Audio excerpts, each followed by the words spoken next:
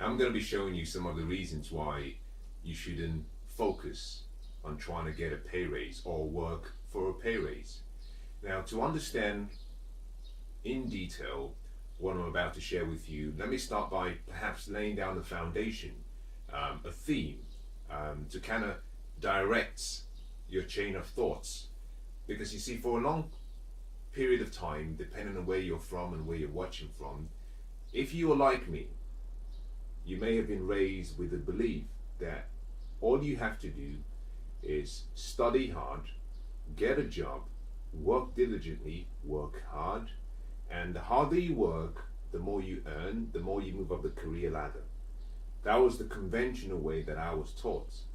Now, I've since found, having had the opportunity to work as an employee, but also to become an employer myself, I've had the time and the opportunity to compare both sides of the coin.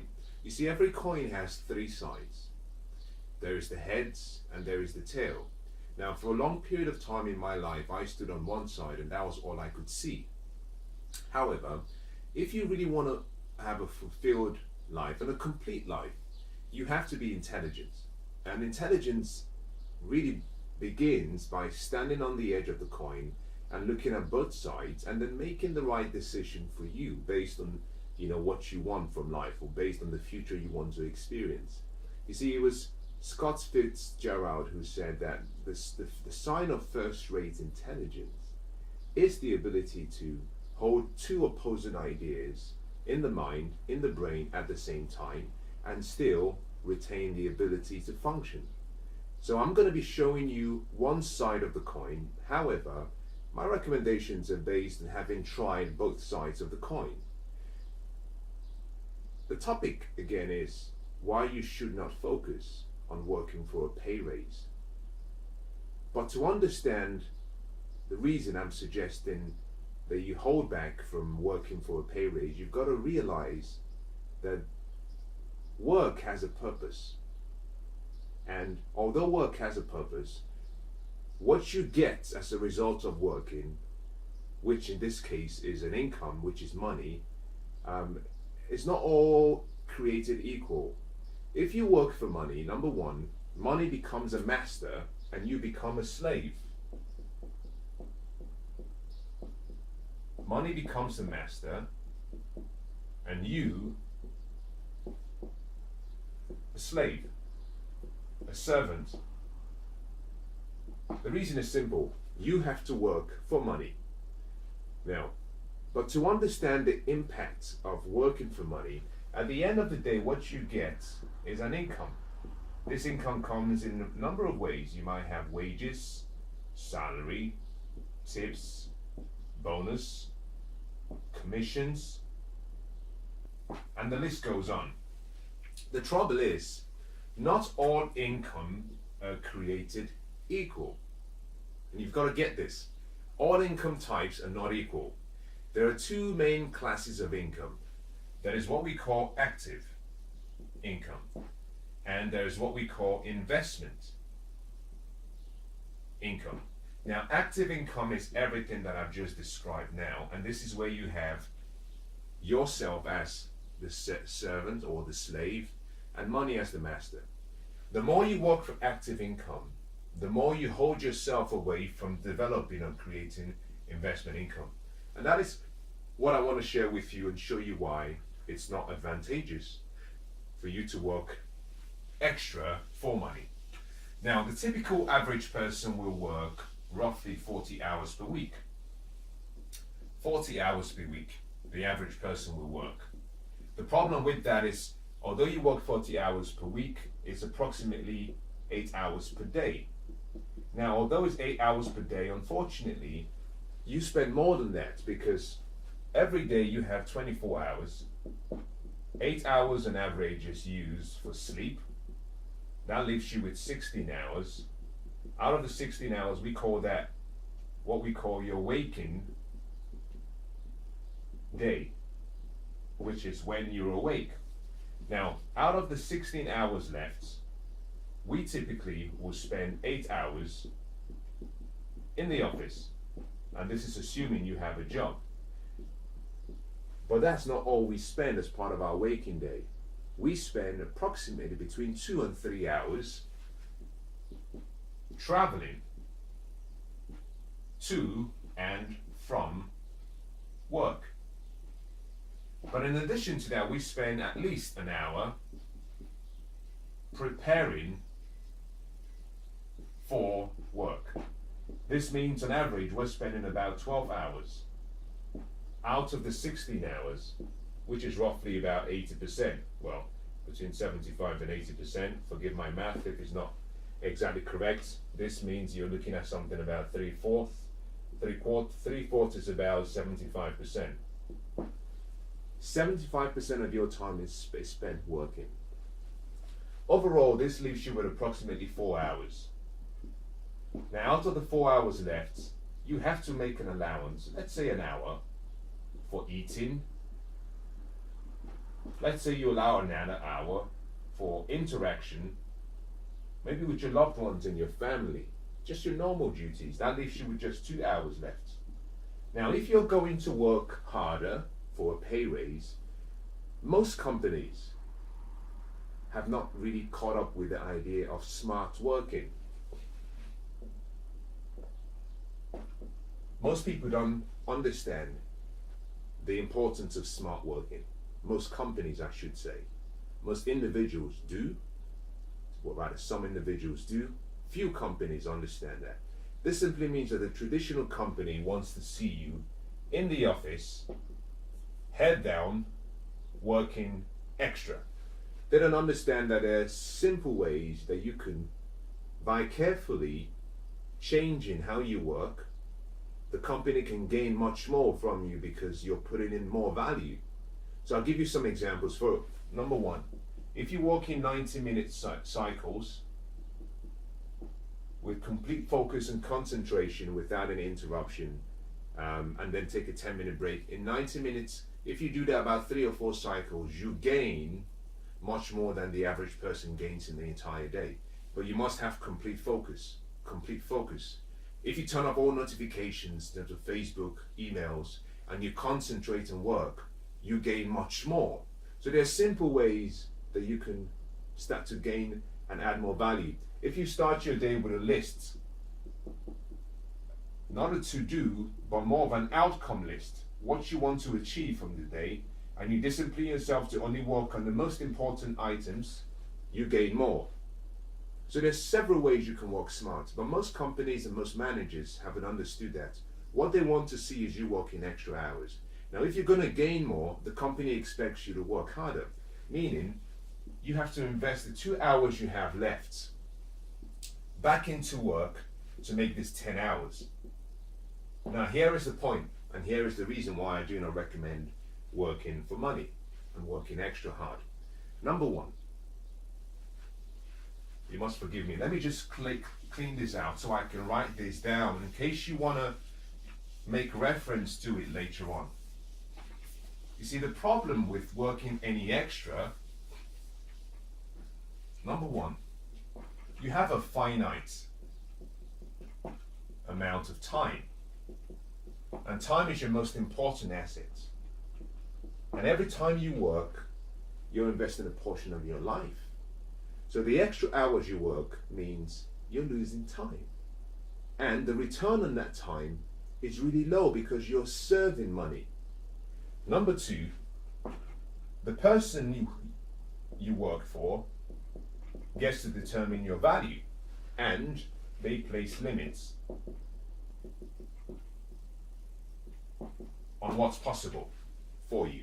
Now, I understand the law of compensation very well. I understand the law of value very well. The law of compensation simply states that the amount of money you earn will always be in direct proportion to, number one, the need for what you do, your ability to do it, and the difficulty there will be in replacing you. The law of value states that if you add more value for people and to people, with time, your compensation, the amount of money you earn, will always rise and exceed that value you're creating. If you solve problems and add value, you will get compensated over time. The law of value is based on the law of the universe. It's also called the law of cause and effect. It's also called the law of sowing and reaping. I understand that. But the problem is every company have managers who work for them. And unfortunately, some of these managers, as much as they might be technically competent, they don't see the bigger picture. So they don't see with their vision, they see with their sight. So although you could be adding a lot of value, the company usually will be looking at you based on the law of profits, whilst you are using the law of compensation. Now both have to merge and agree. The problem is most companies are refusing to agree. The law of profit simply states that every company is asking one simple question: how can I get this job done at a cheaper price with the same or better quality so I can make a profit? So if you come to your boss and you say, I want a pay raise, he asks himself the question, can I replace you? Can I replace you with someone who can do it at a lower price and pay them less? And would that give me a profit? So the company is always about the profits. In many cases, most companies are not looking to transfer down that profit by paying you what you deserve. The third reason, so this point I'm making here is this: most companies will set your value. They set your value. The third reason is simply that if you work extra hours, which means you're investing time, your wealth, your income increases incrementally, not exponentially. And this is very, very important to understand. Incremental increases means you're simply adding. Exponential means you're multiplying. You cannot get wealthy on a job. You cannot get wealthy on a job. Number 4, which should be number 1, but I've kept it as number 4 just to give you some ideas first, is it's the highest taxable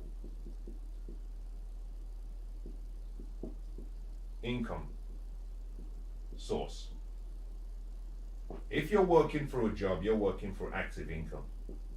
And active income is the highest taxable form of income.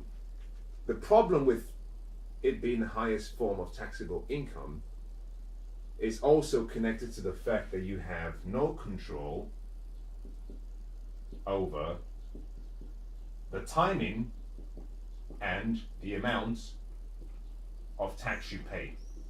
Meaning, the government will be paid first. So, the more you work, and the harder you work, the more you work for the government. It's really that simple. It's really that simple. As a matter of fact, if you're doing 8 hours every single day, and you push it up to 10 hours per day, although you've only done roughly 1/4, a 25% increase, what you pay in taxes, if you're not careful, it pushes you from a tax band to another level. Because your salary changes, it moves you to another level where the impact is much more than this little quantity of hours you're doing every day. So the problem is, you have no control on when you pay taxes, on how much you pay. The government gets paid first. So extra hours you're working for someone else. Number 5, it stops you and it limits you from getting rich or wealthy. Now, why is this? Simple. Remember when I had the breakdown of your hourly time consumption? We came out that you had only 2 hours spare at the end of the day. Now, most people want to use that and spend that 2 hours maybe doing some social events. Some people go to the gym, they go for a run, they do some activities, they spend some time on social media. Now, if you go back and you look at the breakdown of the hours that I had, one of the things you notice is that there was very little allowance for you to live, to have a good life, to enjoy your day. The problem with this is if you invest that 2 hours back into work, then you have no hours left. Now, I did this for so many years. I would work 7 days a week. As a matter of fact, there was a period when I worked as an employee where for about 2 or 3 years, I think I must have taken only about 10 days of holiday every single year. I worked I actually worked even during bank holidays. And at the end, I paid so much in taxes, but more importantly, I never got back that portion of my life. I could not see the return. You see, the problem is if you invest any more time working, it stops you from investing that time studying. And wealth is created by what you have between your two ears. You can be financially illiterate, but still be technically sound. And by that, what I simply mean is you can be great at your job. You might be great in what you do, but if you want to be wealthy, you need financial education. The problem we have is most people are trying to apply or use, or most people believe that the knowledge that they have and they've acquired from academic and professional studies will be sufficient to create wealth. That is incorrect and it's incomplete. If you want to create wealth, you will need another form of study. The first is called personal development. And here we're talking about primarily emotional intelligence. Here we're dealing with IQ. You also need financial intelligence and education. I call it FI. Without financial education and intelligence, you're going to have a very limited financial future. Now, here is the point. The hours you spend extra working for someone or working for money, that stops you from developing the skills and the tools you need to create wealth. Wealth is created as a result of the skills you have and the tools you have, or the tools you have access to. And that requires study.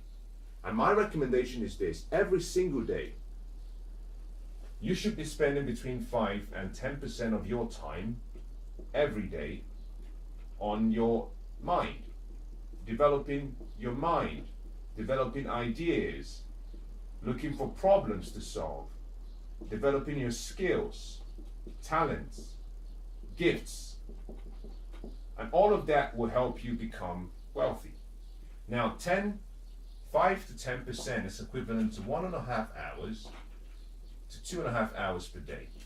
You do not need to use the 2 hours you have left from the calculation we did. You don't. You can be smart, you can be clever. The best way you can do this, if you're spending between 2 and 3 hours every day traveling, then I recommend that you combine your learning time with travel time. I call this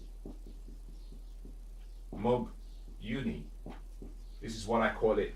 So when you see me work out my daily to-do, I always have Mob Uni. What does this mean? Mobile University. You're learning as you travel. You have your mobile phone, put in your mobile phone audio books, audio recordings, inspirational books, informative information, inspiring, enlightening, and as you travel, you study. Now, what this helps you do means that at the end of the day, the 2 hours that you might have left, that you invest that 2 hours in what I call developing lifestyle. Live well. Can you imagine 24 hours and you don't even spend 10% of that on yourself? The 2 hours at the end of the day, you need some level of entertainment. You need some way to rest. And this is not sleep. I'm not talking about sleep. You need some way to recover and refresh yourself so that the next day you can go out and give your best. And you don't achieve that by working extra hours. Now, there are so many other things I can talk about, but I hope that helps. Here is the key, And here is my closing statement. And I want you to listen very well. Listen very carefully, because this is what changed my life. I would work 12, sometimes I would work up to 16 hours per day. And it got to a point where I realized that I was applying the wrong philosophy and principle. Until I discovered that wealth is not created by what you earn. It's created by what you do with your earnings. So it doesn't matter how much you earn, it's more about what you do after you're paid. And here is the simple formula. Wealth is simply, when you earn, the first thing you want to do is invest. And here is the key here. Before you spend, and at the bottom, if you have any surplus, you can save passively with the intention of reinvesting. But the key is you must invest. So the point is, if you make £7.50 an hour, if you make £1,000 per hour, if you make £4,000 per hour, the question is, how much of the 4,000 do you keep? How much are you investing? Because if you don't invest first, you've positioned yourself in what I call the poverty group. And this is what the poverty group will do. They will earn, the first thing they will do is spend, and then they save. But they save actively. The wealthy save passively. But the first thing the poor will do is spend. It's not about what you earn. It's more about what you do with what you earn. So working extra hours doesn't help if your habits and your lifestyle are such that you have expenses that are greater than your income, or expenses that are equal to your income. The most important thing is always have expenses less than your income so that you can invest. Working extra might give you some extra cash after you've paid off all the taxes, but it will make you wealthy. If you want to be wealthy, invest in your personal development, invest in your mind, get educated, get wisdom, because that wisdom is leverage. And once you have wisdom leverage, that would help you understand how to invest, where to invest, when to invest, so that the return on this your investment starts to accumulate wealth, and now you have money as the slave and you as the master. That is the key. You must reverse the role. Reverse the role, have money as your servant and you as the master. But you do not achieve that by working extra for money.